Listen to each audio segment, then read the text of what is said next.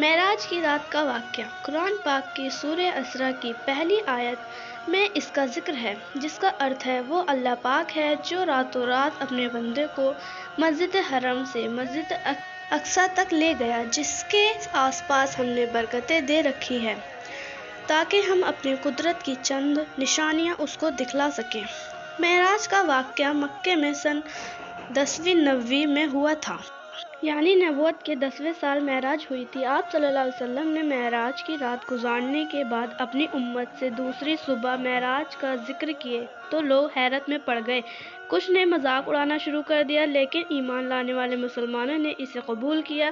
سب سے پہلے حضرت ابوبکر صدیق نے اس کی پشتی کی، کیونکہ انہوں نے رسول صلی اللہ علیہ وسلم معراج کے سفر پہ اس دوران ان کو دیکھا تھا۔ حضرت عائشہ اس وقت آپ کے نکاح میں نہیں تھی، لیکن آپ نے کہا معراج روحانی تھی۔ آپ صلی اللہ علیہ وسلم معراج کی رات مسجد حرم میں آرام فرما رہے تھے، وہیں سے حضرت جبرائیل امین نے براق کی سواری میں آپ کو مسجد اقصیٰ لے گئے، جہاں اللہ نے اپنی کئی نشانیاں دکھائی اور فرمایا یہ لوگوں کی آزمائش کا ذریعہ ہے۔ وہ کہتے ہیں کہ قرآن میں معراج سے متعلق آیتیں نازل ہوئی ہیں۔ اسلام کے ماننے والوں کا کہنا ہے کہ اللہ سے رسول کی ملاقات شاریرک طور پر ہوئی تھی۔ ان کا ماننا تھا کہ اگر سپنے میں معراج ہوئی ہوتی تو مشرکین ان سے انکار نہیں کرتے۔ کمزور ایمان والے مسلمان فتنے میں نہیں پڑتے۔ قرآن پاک سے ثابت ہوتا ہے کہ رات کے وقت اللہ نے اپنے نبی صلی اللہ علیہ وسلم کو مسجد حرم سے لے کر مسجد اقصیٰ میں اپنی نشانیاں دکھائیں۔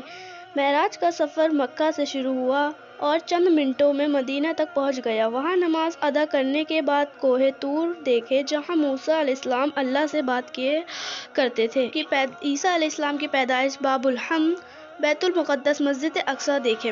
مسجد اقصیٰ میں سبھی نبیوں کی امامت آپ صلی اللہ علیہ وسلم نے کی۔ پھر پہلے آسمان پر فرشتے و حضرت آدم علیہ السلام سے ملے، دوسرے آسمان پر حضرت عیسیٰ علیہ السلام و حضرت یحییٰ علیہ السلام، تیسرے میں یوسف علیہ السلام، چوتھے میں حضرت ادریس علیہ السلام، پانچویں میں حضرت ہارون علیہ السلام، چھٹے آسمان پر حضرت موسیٰ علیہ السلام سے ملاقات ہوئی۔ یہاں موسیٰ علیہ السلام نے بشارت دی کہ قیامت کے دن آپ ہی اپنی امت کی بخشش کروائیں گے۔ ساتویں آسمان پر سب سے ادھک فرشتے ملے۔ یہاں بیت المعمور نام کا ایک خوبصورت مسجد تھی، جہاں ابراہیم علیہ السلام ملے۔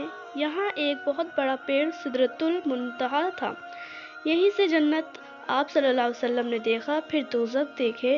زفرف نامک استھان پر حضرت اسرافیل علیہ السلام سور لے کر کھڑے تھے۔ عرش معلیٰ پر صرف نور ہی نور تھا، جہاں آپ صلی اللہ علیہ وسلم اللہ پاک سے ملاقات و بات ہوئی۔ یہیں 5 وقت کی نماز فرض ہوا تھا۔ آپ صلی اللہ علیہ وسلم نے اللہ سے اپنی امت کی بخشش کا وعدہ لیے۔ حضرت عزرائیل علیہ السلام سے ملاقات ہوئی۔ اس کے بعد پھر آپ صلی اللہ علیہ وسلم کی معراج کے سفر سے واپسی ہوئی۔